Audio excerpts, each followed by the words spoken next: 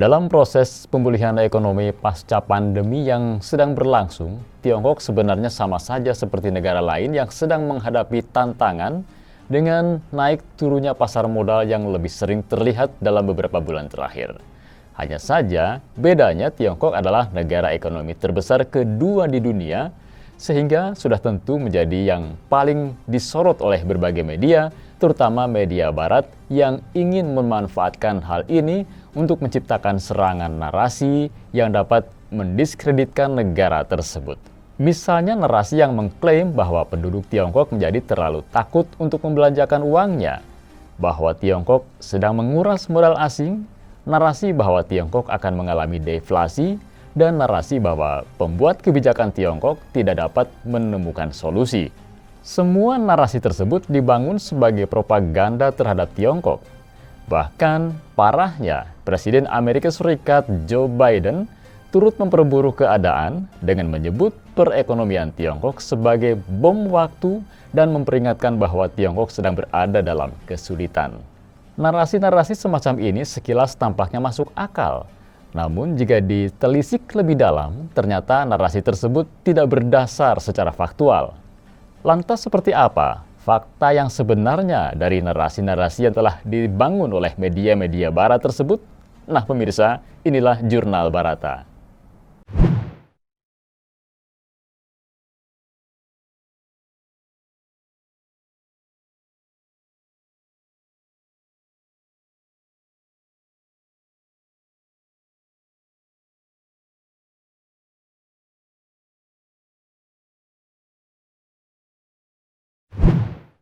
Fakta pertama yaitu terkait deflasi ekonomi.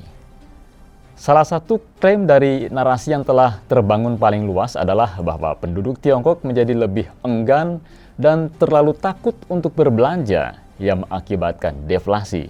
Itulah mengapa cerita seperti rumah tangga lebih memilih menabung daripada belanja, atau pembeli di Tiongkok ragu membelanjakan uang saat terjadi deflasi, telah menjadi hal yang lumrah di berbagai media terkemuka barat sejak awal tahun ini. Parahnya, New York Times pada Agustus yang lalu memberikan gambaran yang lebih pesimistis dengan mengatakan bahwa konsumen dan pemilik bisnis Tiongkok merasa dilumpuhkan oleh keputusasaan dan keengganan mereka untuk mengeluarkan uang dan meminjam, memicu apa yang bisa menjadi siklus berbahaya. Namun pada kenyataannya, seiring dengan stabilnya pendapatan masyarakat pasca pandemi dan pulihnya kondisi konsumsi offline, keinginan masyarakat Tiongkok untuk melakukan konsumsi juga meningkat secara bertahap. Buktinya kita dapat melihat rasio pengeluaran konsumsi rumah tangga terhadap pendapatan yang dapat dibelanjakan. Pada kuartal kedua, indikator ini telah meningkat menjadi 68%. Mempersempit kesenjangan dengan periode sebelum pandemi sejak 2015 sampai 2019 dari 4,5 poin persentase pada kuartal pertama menjadi 2,8 poin persentase. Nah, sejumlah data juga membuktikan bahwa keinginan warga untuk bepergian dan berbelanja terus meningkat pada kuartal keempat. Sebagian besar disebabkan oleh Super Golden Week yang berlangsung selama 8 hari pada Oktober lalu. Makanya tidak heran jika pasar pariwisata domestik di negara ini menghasilkan pendapatan sekitar 753,4 miliar yuan atau 103,2 miliar dolar Amerika Serikat selama liburan, mewakili peningkatan secara tahunan sebesar 129,5% dan kenaikan 1,5% dari pendapatan liburan hari nasional tahun 2019. Tidak hanya itu, dalam 3 kuartal pertama tahun ini saja, total penjualan retail barang-barang konsumen Tiongkok meningkat sebesar 6,8% secara tahunan. Ini menunjukkan adanya peningkatan menyeluruh dengan penjualan retail di sektor jasa termasuk transportasi, akomodasi, dan catering yang mengalami peningkatan pertumbuhan secara tahunan sebesar 18,9%. Seorang profesor di Universitas Keuangan dan Ekonomi Tianjin, Chong Yi, mengatakan bahwa kehebohan mengenai deflasi Tiongkok yang berada pada titik tertinggi, sementara indeks konsumen Tiongkok masih rendah, adalah asumsi yang tidak berdasar. Menurutnya, perlu diingat bahwa deflasi adalah fenomena ekonomi yang mengacu pada penurunan harga barang dan jasa secara terus-menerus dalam suatu perekonomian, sehingga indeks harga konsumen Tiongkok yang kembali positif pada Agustus lalu secara efektif sebenarnya telah menghilangkan prasangka kekeliruan deflasi tersebut. Oleh karena itu, Chong Yi menyebutkan bahwa deflasi perekonomian Tiongkok berdasarkan data yang terisolasi hanyalah semata-mata dimotivasi oleh motif tersembunyi untuk menimbulkan ketakutan dan kecemasan serta menakut-nakuti investor global. Fakta kedua terkait eksodus industri manufaktur sebagai kegagalan mesin ekspor.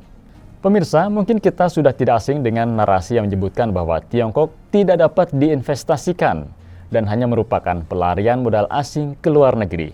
Meskipun narasi tersebut tampaknya kredibel dan didukung oleh sanksi Amerika Serikat terhadap perusahaan dan industri Tiongkok, bahkan mereka mengklaim bahwa hal ini dapat menyebabkan produsen Tiongkok terpaksa merelokasi atau kehilangan pembeli sehingga mengakibatkan penurunan pangsa ekspor secara terus-menerus. Namun, pada kenyataannya, perekonomian Tiongkok terus mengalami perkembangan yang kuat, menciptakan permintaan yang luas di berbagai sektor, dan berperan sebagai mesin penting bagi pertumbuhan ekonomi, sehingga terbukti Tiongkok diyakini tetap menjadi salah satu tujuan investasi paling menarik di dunia. Lihat saja bagaimana tren peningkatan investasi asing di Tiongkok secara keseluruhan yang masih tidak berubah.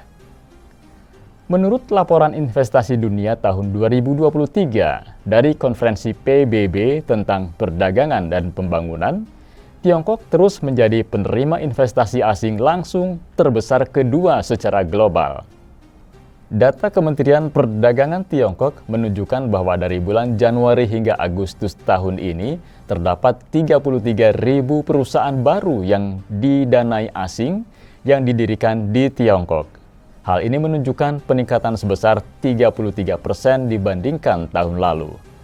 Negara-negara Eropa secara signifikan juga telah meningkatkan investasi mereka di Tiongkok dengan investasi aktual dari Inggris, Perancis, Swiss, Belanda, dan Jerman yang terus tumbuh positif. Bahkan para eksekutif dari perusahaan multinasional seperti Tesla, Apple, dan Nestle telah mengunjungi Tiongkok sejak pembatasan pandemi dicabut. Itu semua menunjukkan adanya kepercayaan mereka terhadap Tiongkok sebagai tujuan investasi. Tidak hanya itu, upaya peningkatan industri Tiongkok nyatanya terus membuahkan hasil dengan industri teknologi tinggi menjadi sarang investasi asing. Lihat saja bagaimana ekspor produk tiga baru termasuk baterai litium, kendaraan listrik, dan panel surya telah mempertahankan pertumbuhan 2 digit selama 14 kuartal berturut-turut. Administrasi Umum Bea Cukai menunjukkan bahwa salah satu kumpulan data yang diawasi dengan ketat adalah angka perdagangan Tiongkok pada September lalu, yang mencatat pertumbuhan secara bulanan selama 2 bulan berturut-turut dengan volume perdagangan mencapai angka tertinggi bulanan pada tahun ini, yakni mencapai 3,74 triliun yuan. Pakar ekonomi di China Everbright Bank, Zhou Mohua, mengatakan bahwa data bulan September tersebut menunjukkan stabilitas luar biasa dalam perdagangan Tiongkok karena dicapai di tengah-tengah lingkungan pemerintahan global yang menantang dan penurunan besar ekspor dari beberapa mitra dagang utama Tiongkok. Fakta ketiga terkait pemerintah Tiongkok yang kehabisan cara. Pemirsa, setiap kali perekonomian Tiongkok terpuruk atau menghadapi tantangan, ada kecenderungan bagi beberapa penentang di media Amerika Serikat untuk mengatakan bahwa akhirnya kiamat sudah dekat dan percaya bahwa pembuat kebijakan sudah kehabisan cara untuk menyelamatkan perekonomian dari bencana yang akan datang. Sementara itu banyak juga yang berpendapat bahwa perekonomian Tiongkok mirip dengan perekonomian Jepang di masa lalu dan mungkin menghadapi resesi jangka panjang. Namun mereka mengabaikan fakta bahwa Tiongkok memiliki keunggulan dalam hal independensi kebijakan, pasar domestik yang besar, dan cadangan kebijakan yang besar pula. Buktinya, sejak Agustus tahun ini, pemerintah Tiongkok telah meningkatkan penerapan kebijakan makro terkait keuangan dan mata uang. Pemerintah terus mengoptimalkan insentif pajak dan memperkenalkan serangkaian langkah-langkah praktis baru untuk mendukung perekonomian real dan perusahaan swasta. Data resmi yang dirilis beberapa pekan lalu menunjukkan pertumbuhan ekonomi Tiongkok pada kuartal ketiga ternyata jauh lebih kuat dari perkiraan. Ini tentu meningkatkan harapan bahwa negara dengan ekonomi terbesar kedua di dunia ini hampir pasti akan melampaui target pertumbuhan tahunan sekitar 5% pada tahun 2023. Hal ini merupakan langkah lain yang digarisbawahi oleh para pembuat kebijakan Tiongkok. Perwakilan senior IMF untuk Tiongkok, Stephen Barnett, dalam peluncuran IMF World Economic Outlook 2023 di Beijing awal bulan ini, memproyeksikan bahwa ekonomi Tiongkok akan tumbuh sebesar 5% tahun ini. Hasilnya, Tiongkok akan menyumbang sekitar sepertiga dari total pertumbuhan produk domestik bruto atau PDB global. Hal ini tentu akan mengecewakan bagi mereka yang terlalu antusias dengan narasi keruntuhan Tiongkok, karena Tiongkok yang telah menjadi pendorong pertumbuhan global dengan kecepatan pertumbuhan yang menakjubkan dalam beberapa dekade terakhir, kemungkinan akan terus memimpin pada tahun ini, meskipun tantangannya juga semakin besar. Nah pemirsa, demikian Jurnal Barata kali ini. Saya Endro dan tim redaksi Barata Online mengucapkan terima kasih dan sampai jumpa. Demikian Jurnal Barata.